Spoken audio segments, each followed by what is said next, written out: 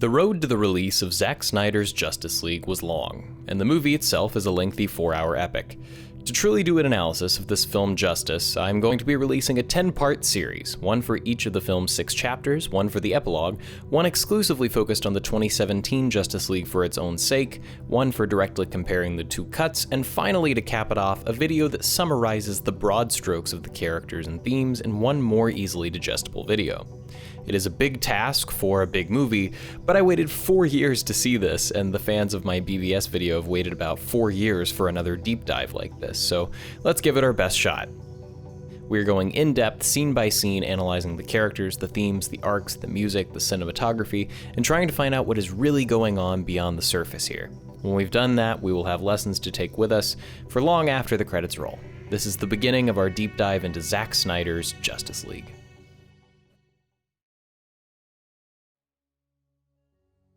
The first thing that you see when you start up the film on HBO Max, which is currently the only way to watch the film, you get a little disclaimer that the movie's going to be in a 4:3 aspect ratio.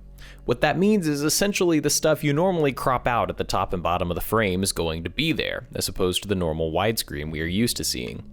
The reason this is cool is because it gives the film a vertical feel that matches the subject matter in an interesting way.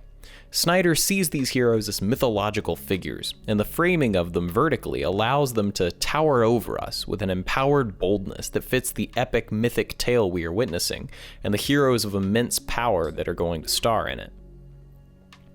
As the production company intros play, Tom Holkenborg's score immediately places us in the somber frame of mind that we need to transition seamlessly back into the final moments of Superman's fight with Doomsday from Batman v Superman. The larger-than-life mythic quality, I think, is already well established here by the opening shot, as the camera slowly circles the dying hero and the monster he has slain in a way that makes them look like statues, memorialized and frozen in time. In BVS, we see this moment from Superman's perspective, but here we are seeing it as if it is a great battle from ancient history, enshrined in memory. Superman lets out a scream that pulsates in waves heard around the world. Man of Steel is a film about birth. It begins with the birth of Kal-El and ends with the birth of Clark Kent and the hero of Superman, who has finally shown himself to the world. Batman v Superman is a film about death, which begins at the funeral of Bruce's parents and ends with the funeral of Superman. Justice League is a film about rebirth, resurrection, redemption, awakening. It begins with the death of Superman so it can build to the resurrection of Superman and end with his triumphant return and rebirth. The death of Superman also brings about an awakening in dark, hellish forces of evil, which have long remained dormant. The threat of this evil leads to the formation of the Justice League, and the bigger awakening which is to come, the rebirth of the Age of Heroes, the dawn of a time when the worlds of men, the Amazons, and the world of Atlantis can unite again. Superman's scream begins as the camera pushes in on his face. It is then heard by those closest to him, Lois, Diana, and Bruce. Then the sound of his dying cries pulsates past the nearby city, where it is heard by Cyborg. It is heard by the people of Atlantis, by the Amazons, and by the forces of evil. Each civilization sees their mother box begin to stir as darkness rises and humanity's savior dies. I'm going to be making a separate video about the spirit of Superman and how he is utilized as a messianic figure. But for now, I just want to make the disclaimer that not everything Superman would do is something Jesus would do. Superman is not Jesus. However, Superman's story and the archetype of his character are largely drawing from the inspiration of a Christ-like figure, full of biblical imagery and even some of the messages that Christ had. Superman, like Jesus, died to save the world, and died for a world that had scorned him. Unlike Christ, Superman here is a flawed person with a human nature, and he struggles to do the right thing. I think to see how difficult it would really be for one of us to make that kind of sacrifice for such a broken world is a powerful reminder of what Jesus really did for us. But beyond that, Christian symbolism and biblical story elements are found throughout Snyder's DC trilogy, and especially in Justice League. Firstly, there is the spear. In the book of John, it is described that a soldier, after finding Jesus to be dead on the cross, thrusts his spear into Jesus' side. Similarly, Superman is pierced through his abdomen here. In the books of Matthew, Mark, and Luke, a darkness that covered the whole land is described during the event of the crucifixion, which reminds me of the brooding darkness that we see in this scene. Most importantly for our scene here, the Bible describes a loud cry at the death of Christ. In Matthew it says, "And when Jesus had cried out again in a loud voice, he gave up his spirit." Similarly, in Mark it says, "With a loud cry, Jesus breathed his last."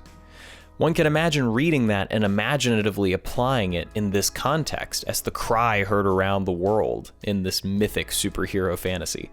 This also brought to mind the Great Commission in a weird way. In the book of Acts, Jesus has been crucified and he is resurrected and brought back to life, and he's returned before he goes up to heaven to share some final knowledge with his people. He tells them to preach the good news of Jesus Christ's resurrection and his forgiveness of the sins of the world in Jerusalem and in all Judea and Samaria and to the ends of the earth. For them, that would have been their local area, their state and country, and to the ends of the earth. So here in Justice League, it could very well be that we are just being led to the different locations of the mother boxes, which are awakening, which just happen to be in different civilizations. But this sequence of shots that we see, first the scream being heard by those closest, his family, the people right there in that local area, and then being heard by the city, and then being heard by civilizations far beyond, definitely brought that verse to mind.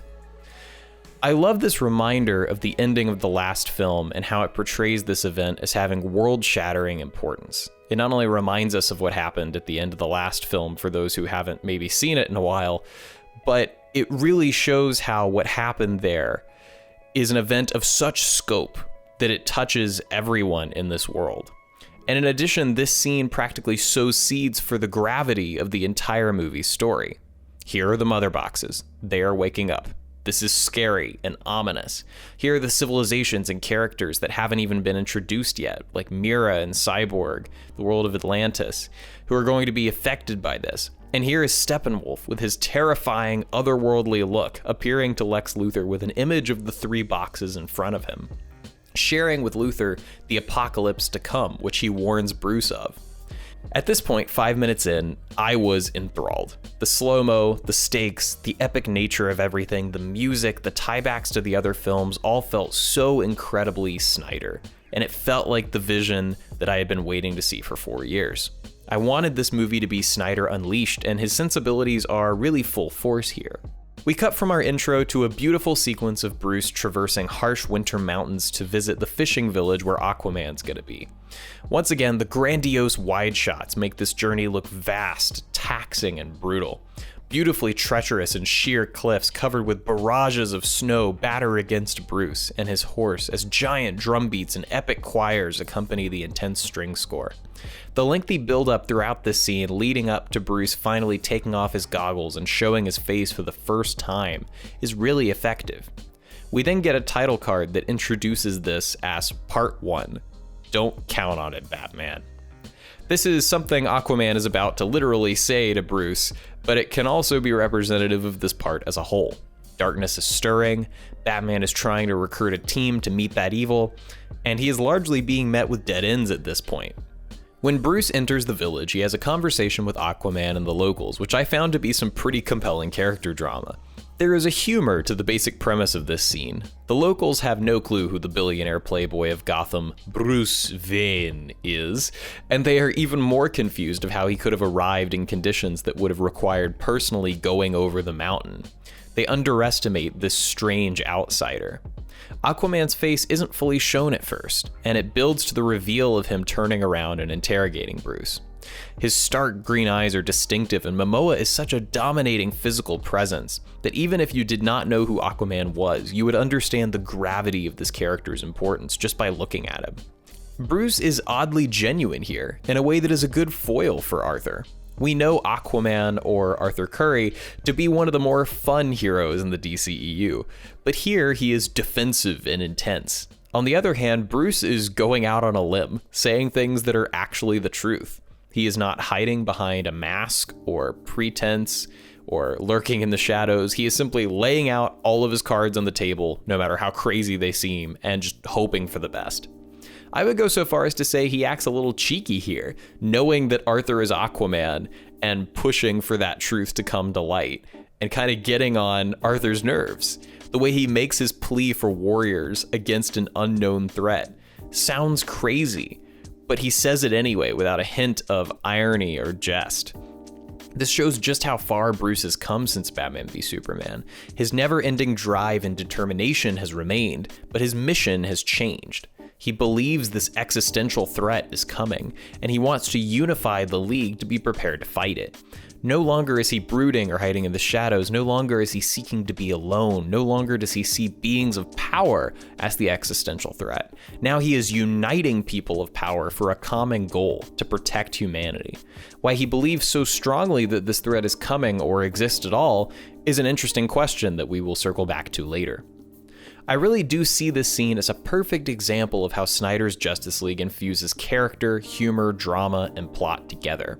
The pacing from the opening joke to Arthur's face reveal, to Bruce's plea for warriors, which sets up one of the film's primary story arcs of recruiting the League, to Arthur playing off Aquaman's existence as preposterous, to Bruce's obstinance and refusal to give up on his quest to recruit Aquaman, the way Arthur changes his tune from Aquaman doesn't exist to give me thousands of dollars, a request that Bruce raises the wager on because money is clearly no object for Bruce Wayne.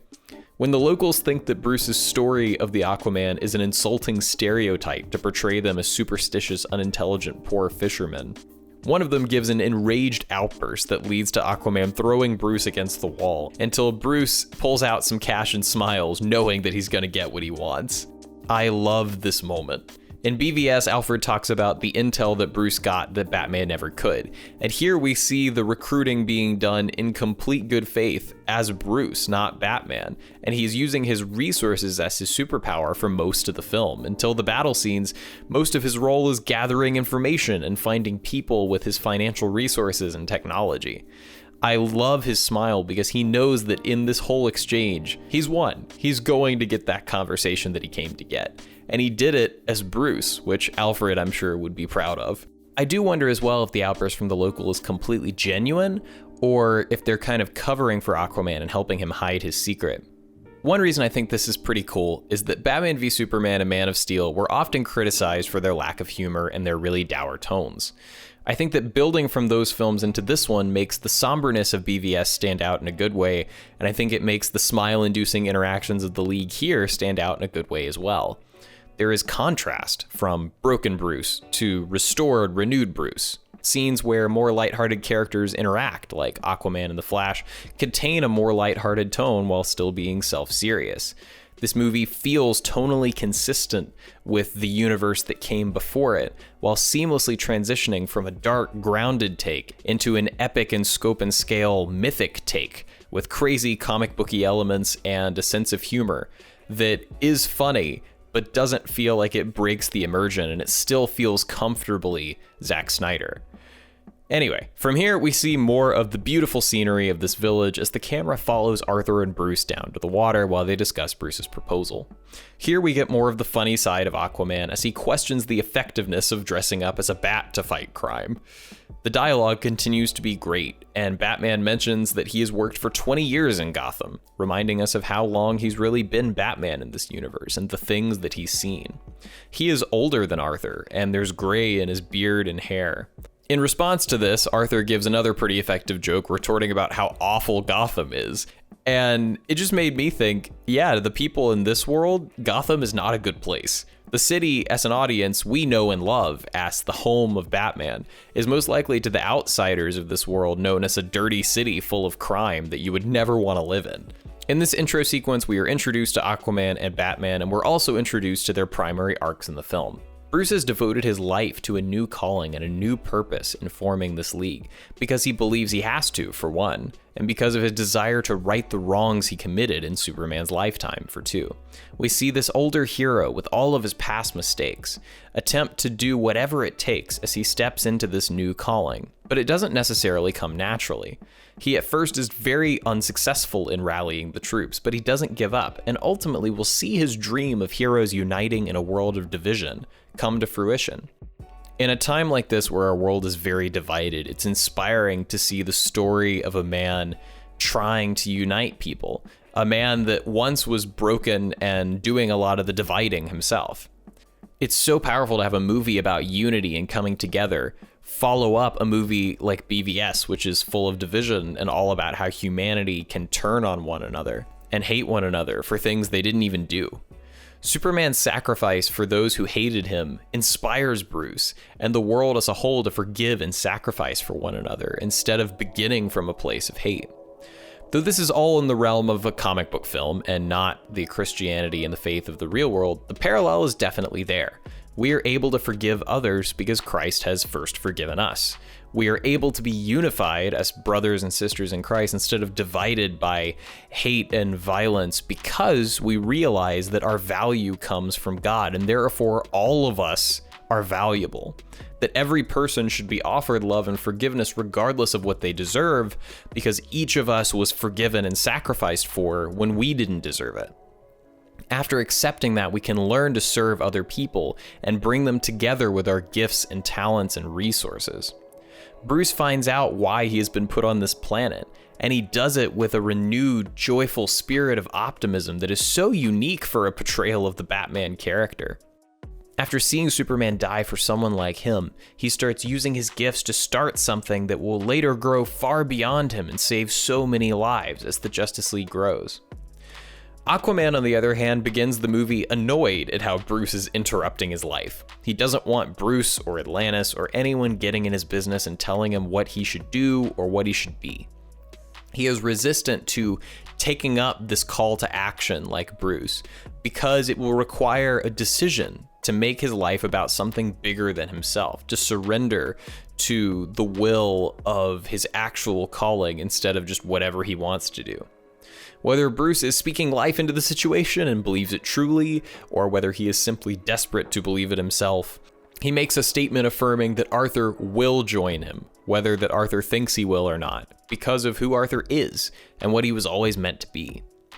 Arthur, at least externally, tries to give off the vibe that he's a loner, to say that he believes that the strongest people are the people who remain alone and keep to themselves and to their own desires. He doesn't want to die or risk his life or inconvenience himself for some random Bat Vigilante's crusade. It's interesting to see him say this to a man who probably spent most of 20 years thinking he was strongest as a loner in the shadows, inflicting the darkness of the world upon himself in the name of ascending to the light, the beautiful lie. Bruce knows better now. He has lived the life that Arthur is trying to live, and he's taken the next step. He's grown out of that and stepped into the light, and now he seeks to help Arthur do the same thing. He essentially starts preaching the message of Superman. He asks if Arthur has ever heard of Superman and how Superman believed that they were better together as one, united, that he died for them and that they owe it to him to band together. Arthur rejects any responsibility in this, saying, "I don't owe anyone anything." Also, other than the brief cameo in BVS, this is our first exposure to the character of Aquaman in general in the DCEU, and this is an awesome rendition. Since the Aquaman film came out before this Snyder cut, it's easy to forget that, but this was kind of our first big reveal of the character, and I love it. I love the tattoos and the long hair. Momoa and Snyder's Aquaman is certainly distinct among all the portrayals of this character that exist, and it will be long remembered. I also love Ben Affleck as Bruce Wayne and Batman. I will be doing a deeper dive into why I love these particular portrayals of these characters in a different video at some point. The next moment is a little strange. Up to this point, every single beat worked effortlessly for me, but the unexpected singing from the villagers definitely took me off guard. You can't understand what they were saying, and I wondered what the purpose of this scene was as I was watching it. On rewatch, I realized, for one, just how much I love that we don't see Aquaman jet away through the water. I like that he just vanishes instead of making a scene, the water empty and still with just a few ripples when Bruce looks back at it. Especially since that local earlier had denied the supernatural nature of Aquaman, it felt consistent for Arthur not to do something crazy over the top, like swimming with super speed in front of everybody. Then again, this scene with the women singing also feels like they're singing in an almost worshipful way, as if they do see him in a supernatural light, and they know and they're thanking him for what he does for their village. After doing some research, this song's actually a traditional Icelandic folk song. The melody has been around a long time and is a lullaby, and the lyrics are a poem that was written later. The two were brought together, and the song is pretty well known from what I can tell. Björk, who is from Iceland, sang this song and brought it some more global attention, and this movie will surely bring even more to it. It is honestly a beautiful song, and the idea of taking the Aquaman character and tying him to this Icelandic culture, Iceland being at the juncture of the Atlantic and Arctic Oceans, is pretty cool. To see the culture of these locals was so human and interesting. I looked up some of the translations of the lyrics and found some variation, but the Wikipedia ones seem pretty close to the others. Here it is. My eyes and your eyes, oh those beautiful stones. Mine is yours and yours is mine, you know what I mean. A long time ago I saw him. He was truly beautiful, all that could adorn one man. Most of the people carried him. I am the most sad of men, tired of tears flooding. Oh, that we had never seen each other, dear good friend. I did not look like anyone like him. Alms move my heart. One God knows I love him, of all the field of my heart. Although frozen hot geysers cover valleys and glaciers, stones talking and all what is, I will never forget you. Tears touch the tears clear, guaranteed in split pieces. My heart is sore, betrayal is hard to endure. Ever I know your flower, kindness at the edge of the horizon. Good luck, my Eyjafjörður, more beautiful all the lands. I remember our previous meeting, ancient though love reigned, now it's like a hound dog met on a spruce branch. So the hard to pronounce word there is actually one of the longest fjords in Iceland, and that line really drew my attention. So as you can probably tell, this is one of those achingly sad, beautiful songs that's pretty resonant no matter what culture you come from. It has an old history, and it feels deep and rooted in the past. The story is of a love that has been lost, and it makes me wonder about the girl in the village. Does she love Arthur and look up to him for what he does to take care of their village? In the lyrics, there's a metaphor where she compares the object of her affection, the man, to one of the longest fjords in Iceland. And thinking of a tragedy about a man with pretty eyes that can be compared to the water between mountains, a fjord, certainly could bring Aquaman to mind. In addition, water is often the lifeblood of these settlements, which is certainly the case here with the place that Arthur's been helping. And for him to come from the water on the king tide, Arthur being the blood of a king himself, pouring life into this community, is a beautiful, rich thing.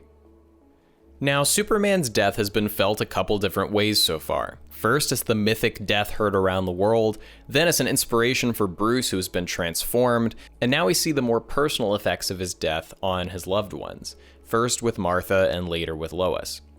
Martha Kent is seen visiting Clark's grave and leaving in her truck. It is simple but powerful and sad. I love the melodic, soft-stated French horn line that plays when the camera zooms in on the grave. It is subtle, but the French horn is often representative of the hero in movies and television. It can have a warm sound, but also be very triumphant. It can be blazing and intense, or soft and contemplative and beautiful. It really is the perfect instrument for Superman, and to be reminded of the sound of heroism, as we associate mentally with Clark, is good score writing.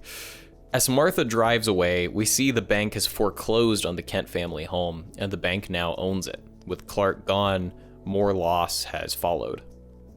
We then cut to Bruce getting off of a helicopter and talking to Alfred, which is an excellent example of why I love Ben Affleck and Jeremy Irons in these roles. Jeremy Irons is so good. I love his little hat. I love the way he jokes about wishing their journey would take them somewhere like Jamaica or the beach instead of these cold wastelands.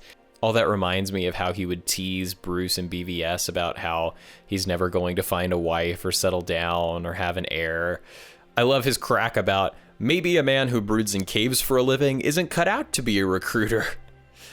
I wonder if Bruce actually thinks that, though. I wonder if he doubts whether he is the right man for the job. But as the saying goes, God doesn't call the equipped, he equips the called. Moses was a stutterer who didn't think he was the best pick, but God showed his strength in Moses' weakness. Maybe he was even chosen for that reason. For the broken loner to become the recruiter, the unifier, the leader, is good stuff. And for Alfred to point out that irony and the struggle Bruce is facing is just great. Because at this point, it is a struggle for Bruce. He's trying to put together a team, and his team currently has one member. The League is just him. But he's still trying. He won't lose faith. In this next scene, we get a glimpse into what Lois has been up to. We have a cameo from our director, Zack Snyder, and we get a song by Nick Cave and the Bad Seeds called Distant Sky. Its lyrics include, Let us go now, my darling companion, set out for the distant skies. See the sun, see it rising, rising in your eyes. They told us our gods would outlive us, they told us our dreams would outlive us, they told us our gods would outlive us, but they lied. Let us go now, my only companion, set out for the distant skies. Soon the children will be rising, this is not for our eyes. The idea of thinking your gods would outlive you and them dying is a pretty well-picked song selection for Lois mourning the death of Superman. I think the distant sky imagery really gives a sense of longing as well. There is something in the distance, a yearning. It fits. I also love the beautiful cinematography paired with this somber organ. It has a great sense of tone and you feel Lois's sorrow, as well as seeing this kind of painterly montage that Snyder loves to do. It brought me back to some of the extended music sequences in Watchmen. In many ways, I feel like this film is the culmination of a lot of Snyder's career up to this point. The epic length, the Watchmen-esque montages, and the use of popular music that is prevalent throughout his career, the 300-esque Age of Heroes flashbacks, the uniting of the DC world that he built. A lot of his tropes and the things he loves have kind of come to fruition here. Lois gives a coffee to the policeman outside of Heroes Park, where she goes to mourn Superman, and through this exchange, we see at once Lois's warmth and kindness as she's giving away this cup of coffee and thinking of others, serving others, and we also see that her coming here is a habitual thing. Jerry, the cop, says, "You never miss a day," showing us that rain or shine, every day she has come to mourn, which really shows kind of the state that her life is in. The cop playing Jerry is actually Mark McClure, who is Jimmy Olsen from the Christopher Reeve Superman, which is a fun Easter egg. This sequence, with very few words, effectively puts us in the world of a character who is suffering under the weight of tragedy after that tragedy has already passed. In the transition to the next scene, we see a giant black flag of Superman's symbol. I like that it is clearly shown, but it is not discussed or brought up again. It is simply a detail and part of this living, breathing world. Earlier, a Daily Planet van drove by, because the Daily Planet exists in this city and would be giving out papers. Superman exists and died in this world, so having a large flag to mourn and celebrate his life, which is tastefully in black because of his death, only makes sense. It also shows just how much the public perception of Superman has changed from the beginning of BVS to this point. B-roll of the city then transitions us smoothly to the big Wonder Woman action scene. The way the camera tracks the briefcase through this scene and allows the chaos to ensue in the background around us is visually interesting, tense, and makes the violence less graphic, while also giving us a sense of foreboding about the briefcase itself. Diana is standing atop of a statue of the ancient Greek Titaness Themis. This Titaness is holding a sword and the scales of justice, one in each hand. It's a really cool parallel to have Diana in this movie to be standing on top of a giant, vertical, tall, mythological figure, and to have that figure be the one that stood for order and justice and lawfulness. Diana's character is also shown really well by what she does in this scene. She does not charge in immediately. First, she begins by gathering the truth in what's going on with her lasso. She isn't interested in their plot, though. She's really interested in the hostages. And I think that says something about Diana. Saving people is always her number one concern, which is good for us to see in our heroes. When she realizes the immediate danger to innocent lives, she bursts through the door, shattering it, and we see just how powerful Diana is. When tapping into these heroes as parts of a grand mythology, they need to have a larger-than-life, mythic demigod quality that sets them apart. The verticality and the imposing power they seem to have from the framing alone contributes to that, but we also see it here in the way Snyder does action.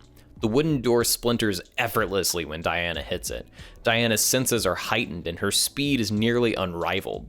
She's not the Flash, but she is a being of great power.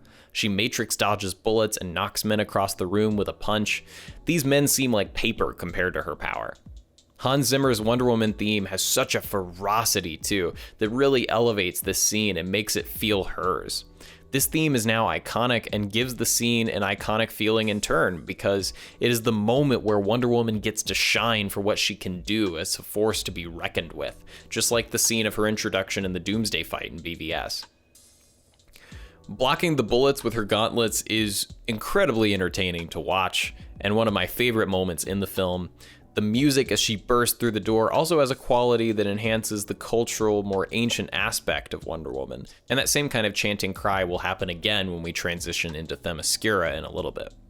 Wonder Woman isn't very interested in it, so maybe we shouldn't be either, but I guess there is maybe a question of why the terrorists actually want to send Europe back to the Dark Ages and send technology back 1,000 years. What is it that they see in the world that's so broken that they think sending us back to the Dark Ages would fix it? But they are the terrorists, so what's most important is stopping them and saving people.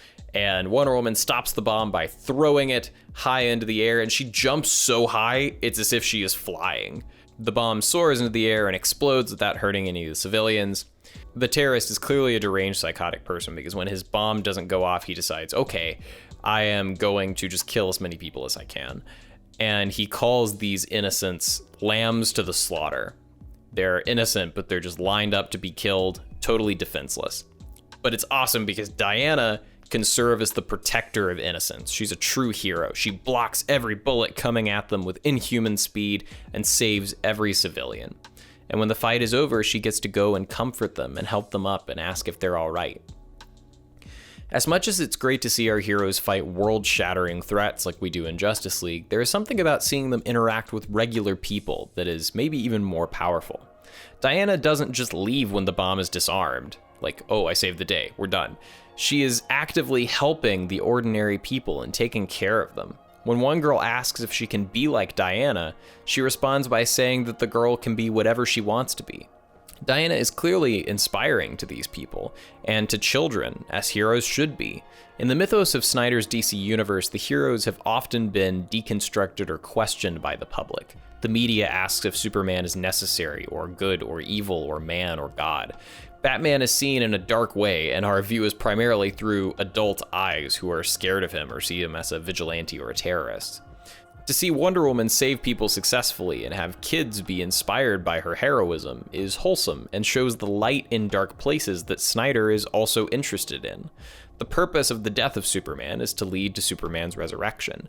The purpose of Batman's fall is to show his ascent to a truer light and the restoring of his soul into a new creation. Diana starts the series so scarred from the past that she hides from the fight and hides from what she can do, but now she is saving those in need and making a difference doing it. These arcs are satisfying and interesting to me. Speaking of Diana, we cut from here to a scene on Themyscira. The armored warriors with their swords and shields drawn are a sight to be seen, and the pairing of the tribal drums in the score make it even cooler. You immediately feel transported to a different world from the city into Themyscira, from a world of machine guns to a world of armor and the gods of Greek myth. The threat of the Mother Box's awakening is looming over them, and the tense dissonance in the score makes the audience feel on edge as well. The possibility that the threat that almost wiped out the world could be awakening is a truly existential threat. The stakes seem high, and even though you don't really understand the Mother Boxes at this point, seeing them awaken, the crack in them, the shaking, the ominous noise, you really feel the weight of what's going on. And I think that's because this seed was sown from the very first scene. You see the boxes begin to shake and the fear that they stir at the very beginning. And now we're focusing on the fear of all of the Amazonians who have their spears drawn and are ready to go with whatever might happen.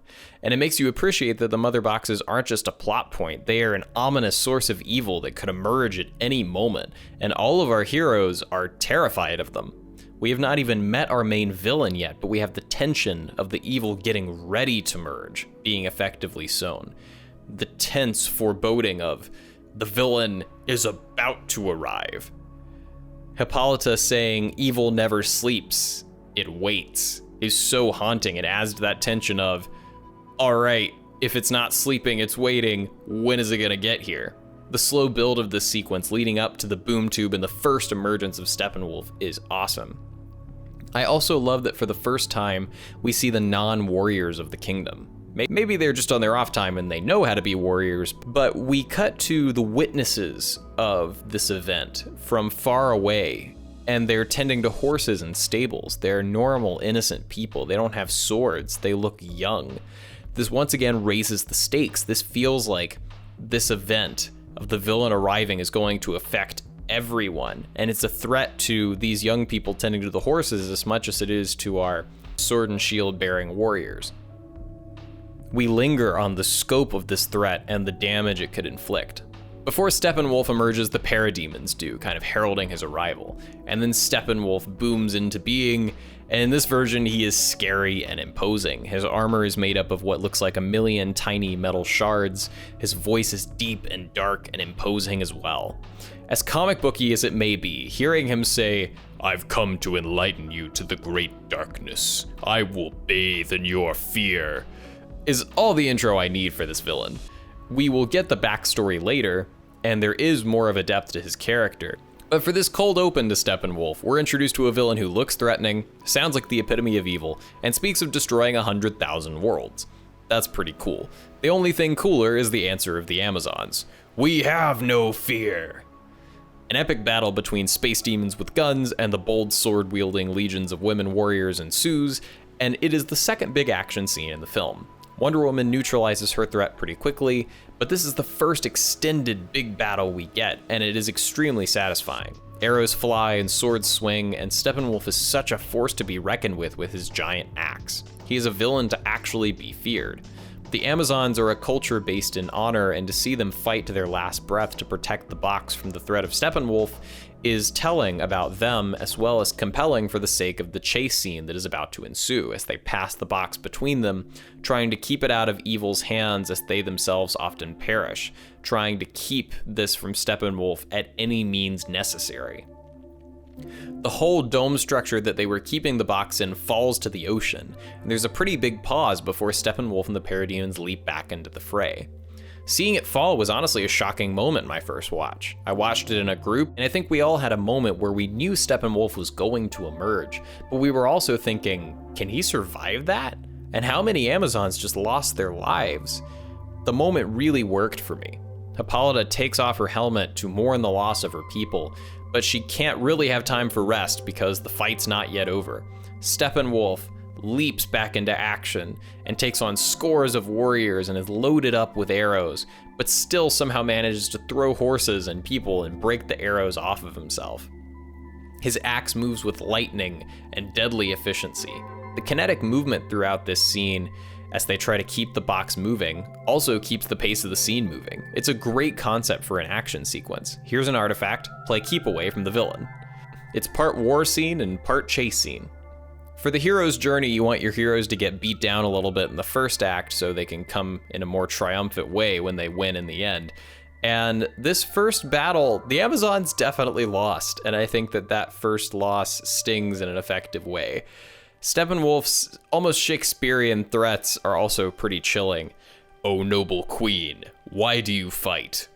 He makes his victory sound inevitable, and it's a confidence that's scary. Hippolyta is firing arrows and giving a last-ditch effort, but Steppenwolf is not phased, he's not injured, and he's not giving up. He is almost effortlessly winning, despite all of the lives that have been lost and the amazing fight that the Amazons have put up. Scores of Amazon warriors could not make a dent in him. When he teleports away and says, "We will get the others," it shows us that our story will follow him tracking down the other two boxes, and also that he's not alone. The villain side has more players that are yet to be introduced. Hippolyta, I think, has an even more grave assessment of the gravity of their situation since she has fought these forces of evil before. The whole backstory of Steppenwolf and the Age of Heroes is very Lord of the Rings-y to me. And in this case, Hippolyta is almost kind of Elrond-ish because she was there in the first battle. She's done this before. She knows the threat of Darkseid and the threat of Steppenwolf. And to see the possibility of that threat, of the three boxes of Darkseid returning, she knows, just like in Lord of the Rings, like the threat of Sauron, she knows the power and the darkness that is about to be unleashed. So she knows the importance of fighting this and how grave their situation is. She says that they must light the ancient warning fire, which is not burned for 5,000 years, so they can warn Diana of the threat to come. And with that, part 1 concludes. Part 1 is 37 minutes of pure Snyder spectacle along with expository groundwork that feels like anything but exposition. Nearly every shot is beautiful, the sequencing and the editing and the pacing are patient but complete and flow naturally from scene to scene, and the primary story threads have all been put into place. What have we learned so far? Steppenwolf is here, he is evil, he is scary, I believe he is a threat worth being worried about.